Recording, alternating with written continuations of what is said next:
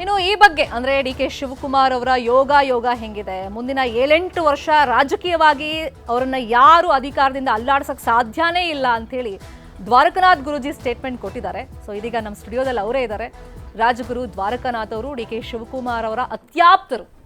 ಗುರೂಜಿ ನಮಸ್ಕಾರ. ನಮಸ್ಕಾರ ಮಗಳೇ, ನಮಸ್ಕಾರ.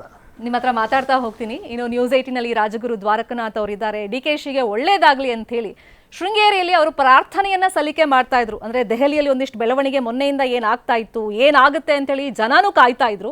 ಹಂಗಾಗಿ ಡಿ ಕೆ ಶಿವಕುಮಾರ್ ಅವರಿಗೆ ಈ ಹಂತದಲ್ಲಿ ಒಳ್ಳೇದಾಗಬೇಕು ಅಂತೇಳಿ ಶೃಂಗೇರಿ ಶಾರದಾಂಬೆ ಮುಂದೆ, ದೇವಿ ಮುಂದೆ ಪ್ರಾರ್ಥನೆ ಸಲ್ಲಿಸ್ತಾ ಇದ್ದಾಗಲೇ ಡಿ ಕೆ ಶಿವಕುಮಾರ್ ಅವ್ರ ಕಡೆಯಿಂದ ರಾಜಗುರು ಅವರಿಗೆ ಅಂದ್ರೆ ದ್ವಾರಕನಾಥ್ ಗುರೂಜಿ ಅವರಿಗೆ ಫೋನ್ ಬರುತ್ತೆ. ಎಲ್ಲ ಕೆಲಸ ಸುಸೂತ್ರವಾಗಿ ನಡೆದಿದೆ ಅಂತ ಹೇಳ್ತಾರೆ. ಆಗ CM ಆಗಿ ಒಳ್ಳೆ ಆಡಳಿತ ನೀವು ಕೊಡಬೇಕು ಅಂತ ಹೇಳಿ ಆಶೀರ್ವಾದವನ್ನ ಗುರೂಜಿ ಮಾಡಿದ್ರು. ಸೊ ಇದೀಗ ಡಿ ಕೆ ಶಿ ಆಪ್ತ ಜ್ಯೋತಿಷ್ಯ ವಿಶೇಷ ಸಂದರ್ಶನವನ್ನ ನಾವು ಮಾಡ್ತಾ ಇದ್ದೀವಿ. ಯಾಕಂದ್ರೆ ಹಲವಾರು ದಶಕಗಳಿಂದ ಡಿ ಕೆ ಶಿವಕುಮಾರ್ ಜೊತೆಯಲ್ಲಿ ಒಡನಾಟವನ್ನ ಅವ್ರು ಇಟ್ಕೊಂಡಿದ್ದಾರೆ. ಡಿ ಕೆ ಶಿವಕುಮಾರ್ ಅಷ್ಟೇ ಯಾವ ಹಂತದಲ್ಲೂ ಇವ್ರ ಮಾತನ್ನ ಮೀರಿದ್ದೇ ಇಲ್ಲ. ಗುರೂಜಿ ಈಗ ಸೆಂಟರ್ ಆಫ್ ಅಟ್ರಾಕ್ಷನ್, ಅಂದ್ರೆ ಒಂಥರ ನಿಮ್ಮ ಮನೆ ಮಗ ಅಂತ ನೀವು ಕರ್ಕೊಂಡ್ ಬಂದಿದ್ರಿ, ನಿಮ್ಮ ಶಿಷ್ಯ ಅಂದ್ರೂ ಕೂಡ ತಪ್ಪಾಗೋದಿಲ್ಲ. ಸೊ ಎಷ್ಟು ಖುಷಿ ನಿಮ್ಗೆ ಆಗ್ತಾ ಇದೆ ಈ ಹಂತದಲ್ಲಿ? ಶಿಷ್ಯನಿಗಿಂತ ಮಕ್ಕಳ ಕಂಡ್ರೆ ಪ್ರೀತಿ ಇರುತ್ತೆ.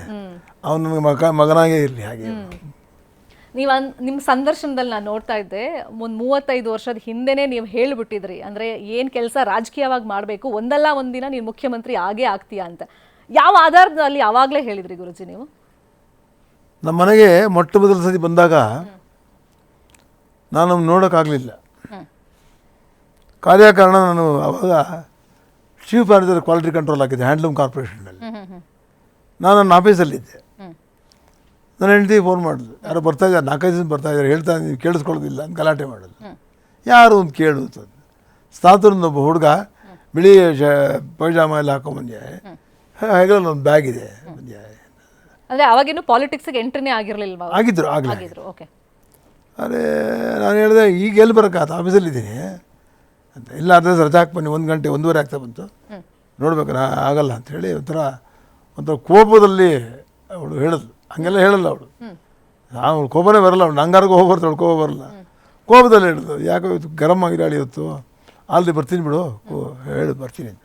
ಹೋದೇ ಪಾಪ ಇದ್ದ, ಕರೆದೆ, ಮಾತಾಡ್ತೇನೆ, ಯಾರು ಅಂತೆಲ್ಲ ಕೇಳಿದೆ. ಎಲ್ಲ ಹೇಳ್ತಾ, ಅವನು ಫಿಲ್ಮ್ ಚೇಂಬರ್ಗೂ ಅವನಿಗೂ ಕಾಂಟ್ಯಾಕ್ಟ್ ಇತ್ತು. ಅಲ್ಲಿ ಕೂಡ ಅವನು ಆ ಒಂದು ಏನು ಬಾಡಿ ಇದೆ, ಆ ಬಾಡಿಲಿ ಅವನು ಡೈರೆಕ್ಟರ್ ಆಗಿದ್ದ. ಮಾತಾಡ್ತಾ ಎಲ್ಲ ಹೇಳಿದೆ.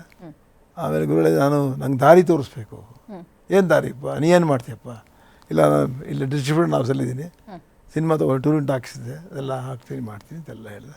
ಸಂತೋಷ, ಮುಂದುವರ್ಸು ಅಂತಂದೆ ಅಷ್ಟೇ. ಅಲ್ಲಿಗೆ ಮುಂದುವರ್ಸು, ಏನು ಬೇಕೋ ಮುಂದುವರ್ಸು. ನಾನು ಅದು ಕೇಳಕ್ಕೆ ಬಂದಿದ್ದೀನಿ, ನಾನು ಯಾವ ರಸ್ತೆಗೆ ಹೋಗಬೇಕು ಅಂತ ಹೇಳಿ. ಆಯಿತು, ಕೂತ್ಕೋ, ಇವತ್ತು ಬೇಡ, ಇವತ್ತು ಆಗಲ್ಲ, ಇವತ್ತು ರಾತ್ರಿ ಎಲ್ಲ ಮಾಡಿಡ್ತೀನಿ, ವರ್ಕೌಟ್ ಮಾಡ್ತೀನಿ, ನೋಡೋಣ. ನಾನು ಹೇಳಬೇಕಾದ್ರೆ ನಿಖರವಾಗಿ ಹೇಳಬೇಕು, ಇಂಥ ಕಡೆಗೆ ಹೋಗು ಅಂತೇಳಿ, ದಾರಿ ತಪ್ಪಿಸ್ಬಾರ್ದು. ಆಮೇಲೆ ನಾನು ಬೇರೆಯವ್ರ ಥರ ನಾನು ಅಲ್ಲ, ನಾನು ಹೇಳಿ ದುಡ್ಡಿಸ್ಕೊಂಡು ನಾನು ಕಳಿಸ್ಬಿಡಲ್ಲ, ಯಾರು ನಾನು ದುಡ್ಡು ಮುಟ್ಟಕ್ಕೆ ಹೋಗೋದು ಇಲ್ಲ. ನನ್ನ ಗುರಿ ಏನಂತಂದರೆ, ಅಕಸ್ಮಾತ್ ನೀನೇ ಬಂದರೂ ಕೂಡ ನಿನ್ನ ಕೆಲಸ ಏನಾಗಬೇಕು ನಿಂಗೆ ಹೇಳಿ, ನಿನ್ನ ತಯಾರು ಮಾಡಿ, ನಿನ್ನ ಪ್ರಚೋದನೆ ಮಾಡಿ ಕಳಿಸ್ತೀನಿ.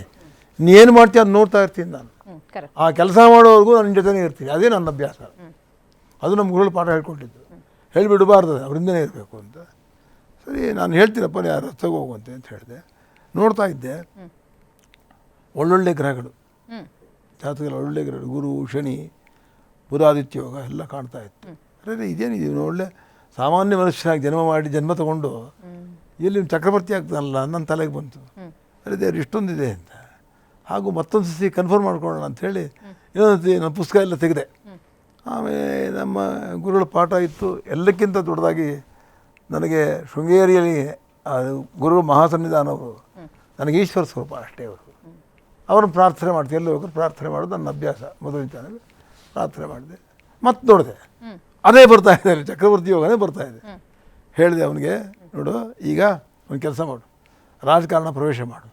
ನಿನ್ನ ಚೀಫ್ ಮಿನಿಸ್ಟ್ರು ನನಗೆ ಪರಿಚಯ ಇಲ್ಲ, ನಿನ್ನ ಚೀಫ್ ಮಿನಿಸ್ಟ್ರು ಯಾರಿದ್ದಾರೋ ನೀ ಅಲ್ಲಿ ಹೋಗು, ಅವ್ರನ್ನ ಕೇಳು, ನಾನು ಡೇಟು ಟೈಮು ಕೊಡ್ತೀನಿ, ಅವತ್ತು ಹೋಗಿ ಕೇಳು, ಯಾರು ಕೊಡಿ ಅಂತ. ಕಬ್ಬನ್ ಪಾರ್ಕಲ್ಲಿ ಹುಲ್ಲು ಗಿಡ ಮೇಯಿಸೋದು ನೋಡ್ಕೊಂಡು ಮಂತ್ರಿ ಮಾಡೋದು, ಅದಕ್ಕೂ ಒಪ್ಕೊಂಬಿಡು. ನಿನ್ನ Cubbon park minister for grass ಅಂತ ಹಾಕಿದ್ರೆ ತಗೋ. ಏನು ಇಲ್ಲಾಗಿಲ್ಲ ಅನ್ಬೇಡ, ಕೊಟ್ಟಿದ್ದು ಸ್ವೀಕಾರ ಮಾಡಬೇಕು. ರಾಜ ದೊರೆ ಕೊಟ್ಟಿದ್ದನ್ನು ಸ್ವೀಕಾರ ಮಾಡೋದ್ರಲ್ಲಿ ಇರ್ತಕ್ಕಂಥದ್ದು ನಮ್ಮ ಒಂದು ಮುಂದಿನ ಭವಿಷ್ಯಕ್ಕೆ ದಾರಿಯಾಗುತ್ತೆ, ಮಾಡು ಅಂತ ಹೇಳಿದೆ. ಸರಿ, ಇವನು ಹೋದ, ಅಲ್ಲಿ ತಾರೀಖು ಕೊಟ್ಟಿದ್ದೆ, ಹೋದ, ಕೇಳ್ದೆ, ಎಲ್ಲ ಮಾಡ್ದ. ಅವನು ಆಗಲಿ ಅಂತಂದ್ರು ಬಂಗಾರಪ್ಪನವರು. ಅವರು ನಾಳೆ ಬಾ ಅಂತಂದರು. ನಾಳೆ ಬಂದ ಇವನು. ಆಮೇಲೆ ನಾಳೆ ಬಂದ ಕೂಡಲೇ ನಾನು ಹೇಳಿದೆ, ಬಾ ಅಂತ ಹೇಳಿದ್ದಾರೆ ಗುರುಗಳೇ, ತಿರ್ಗಾ ಹೋಗ್ಬೇಕಾ ಅಂತಂದ. ಅಯ್ಯೋ, ನಿನ್ನ ಕೆಲಸ ಆಗೋರು ದಿನ ಹೋಗ್ಬೇಕು ಕಣಯ್ಯ, ಏನೋ ಅದೇ ನಿನ್ನ ಕೆಲಸವಾಗಲಿ. ಹಾಗೆ ಹೋಗ್ತಾ ಇರೋದು. ಹೋಗ್ತಾ ಇದ್ದ, ಒಂದು ವಾರ ಹೆಚ್ಚು ಕಡಿಮೆ ಆಯಿತು. ಆಮೇಲೆ ನೋಡಿದೆ ಅವನಿಗೆ 9ನೇ ಮನೆಯಲ್ಲಿ ರಾಹು ಪಾಕಿಸ್ತಾನದಲ್ಲಿದ್ದ. ಅವ್ನು ಕೆಲಸ ಮಾಡೋಣ ಸುಮ್ಮನೆ, ನಾವು ಚಂಡಿಕಾವನ ಮಾಡೋಣ ನಮ್ಮಲ್ಲಿ, ನಾನೇ ಮಾಡ್ತೀನಿ, ನಿಂದೇನು ಬೇಡ ನನಗೆ, ನಾನು ಮಾಡ್ತೀನಿ, ನೋಡೋಣ. ಅದರಿಂದ ಮಿನಿಸ್ಟರ್ ಆಗೋ ಒಂದು ಅವಕಾಶ ಅಮ್ಮನವರು ಕೊಡಬೇಕು ಕೃಪೆ. ದುಡ್ಡು ಸಂಪತ್ತು ಭೋಗ ಭಾಗ್ಯಗಳನ್ನು ಕೊಡೋಳು ದೇವತೆ, ಅದನ್ನು ಕಾಪಾಡೋನು ಮಹಾವಿಷ್ಣು. ಎಲ್ಲರೂ ವಿದ್ಯಾವಂತರಿದ್ದಾರೆ, ಅದರಲ್ಲೇನು ತಪ್ಪಿಲ್ಲ. ಆದರೆ ವಿದ್ಯೆ ಇದ್ರೆ ಸಾಲದು, ಬುದ್ಧಿ ಇರಬೇಕು. ವಿದ್ಯೆ ಕಡಿಮೆ ಇದ್ದರೂ ಬುದ್ಧಿ ಇದ್ದರೆ ಎಲ್ಲಿ ಬೇಕಾದ್ರೆ ಹತ್ಬೋದು. ಆಗಲಿ, ಪರವಾಗಿಲ್ಲಪ್ಪ, ಅದೇ ಮಾಡೋಣ ಅಂತ. ಅಲ್ಲಿ ನಮ್ಮ ಮನೆ ಚಿಕ್ಕ ಮನೆ, ನಮ್ಮದು ಅದು ಫ್ಲ್ಯಾಟು, ನಮ್ಮ ಹೆಂಡತಿ ಮನೆ. ಅಲ್ಲಿ ಏನಾಗಿದೆ, ಜನ್ಮನ ಬೇರೆ ಕಟ್ಬಿಟ್ಟಿದೆ ದೊಡ್ಡದಾಗಿ. ಅಯ್ಯೋ, ಪುರೋಹಿತರು ಹೆದರ್ಕೊಂಬಿಟ್ರು, ಇಲ್ಲ ನೀನು ಯಾರು ಅದಕ್ಕೆ ಆ ಬೆಂಕಿ ಶಾಖ ತೆಗೆದುಬಿಟ್ರೆ ಎದ್ದು ಕಚ್ಚಿಬಿಡುತ್ತೆ, ಭಾಳ ಹುಷಾರು. ಏನು ಮಾಡಲ್ಲ, ನೀವು ಮಾಡಿ, ನಾನು ಇದೇ ನನ್ನ ಜವಾಬ್ದಾರಿ ಹೇಳಿದೆ. ಆಮೇಲೆ ಮಾಡಿದೆ, ಚಂಡಿ ಹೋಮ ಮಾಡಿದೆ. ಚಂಡಿ ಹೋಮ ಮಾಡಿದ್ಮೇಲೆ ದೇವ್ರ ದಯೆಯಿಂದ ಜೇನು ಏನು ಎದ್ದೇಳಲಿಲ್ಲ, ಪೂರ್ಣಾವತಿ ಏನಿತ್ತು ಎಲ್ಲ ಆಯಿತು. ಎಲ್ಲ ಊಟ ಮಾಡ್ಕೊಂಡು ಹೋದ್ರು. ಅವನು ಹೋದ. ಮಾರನೇ ಸಹ ಅವನಿಗೆ ಕರೆ ಬಂದಿದೆ, ಅವನಿಗೆ ನೀ ಬಾ, ನಿನ್ನ ಮಂತ್ರಿ ಮಾಡ್ತೀನಿ. ಜೈಲು ಮಂತ್ರಿ ಮಾಡಿದ್ರು ಅವಾಗ ಅವರು. ಅಲ್ಲಿಂದ ಆರಂಭ ಆಯಿತು. ಅವತ್ತಿಂದ ಅವನು ಯಾರಂತೂ ಹೋಗಲಿಲ್ಲ, ಹಿಂದೆ ಯಾರು ನೋಡಲಿಲ್ಲ. ಆದರೆ ಅವನಿಗೊಂದು ಅಭ್ಯಾಸ, ಆ ಡೆಪ್ತಲ್ಲೂ ತಾನೇ ತಿಳ್ಕೊಬೇಕಲ್ಲ.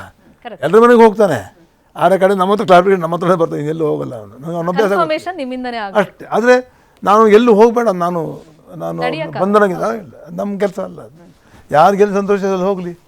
ನಾವೊಬ್ಬೇ ಇರೋಕ್ಕಾದ ಗುರುಗಳಾಗಿ ಎಷ್ಟೋ ಜನ ಇದ್ದಾರೆ. ನನ್ನನ್ನು ಮೀರಿಸಕ್ಕಂಥ ಪಂಡಿತರು, ಪಾಮರರು ಬೇಕಾದಷ್ಟು ಜನ ಇದ್ದಾರೆ. ಎಲ್ಲಿ ಬೇರೆ ನಾನು ಬಿಟ್ಬಿಟ್ಟಿದ್ದೆ, ಆ ತಂಟೆಗೆ ಹೋಗಲಿಲ್ಲ ನಾನು. ಆದರೆ ಅಂತ ಬರ್ತಾಯಿದ್ದೆ, ನನಗೆ ಗೊತ್ತಿತ್ತು ನನಗೆ. ಆದರೆ ಅವತ್ತು ಹೇಳಿದೆ, ನೋಡು, ಇವತ್ತು ನಿನಗೆ ಮಂತ್ರಿ ಕೊಟ್ಟಿದ್ದಾರೆ, ಜೈಲು ಮಂತ್ರಿ ಆಗಿದೆಯಾ, ಇವತ್ತೇ ಬರ್ಕೊಂಡು ಇಟ್ಕೊ.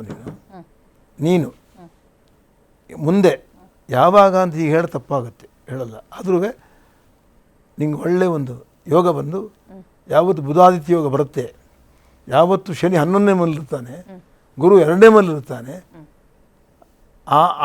ಆ ಸಮಯದಲ್ಲಿ ನೀನು ಶನಿ ದಶೆ ನಡೆಯುವಾಗ ನಿನಗೆ ದೇವರು ನಿಂಗೆ 6ನೇ ದಶೆ ಇದು.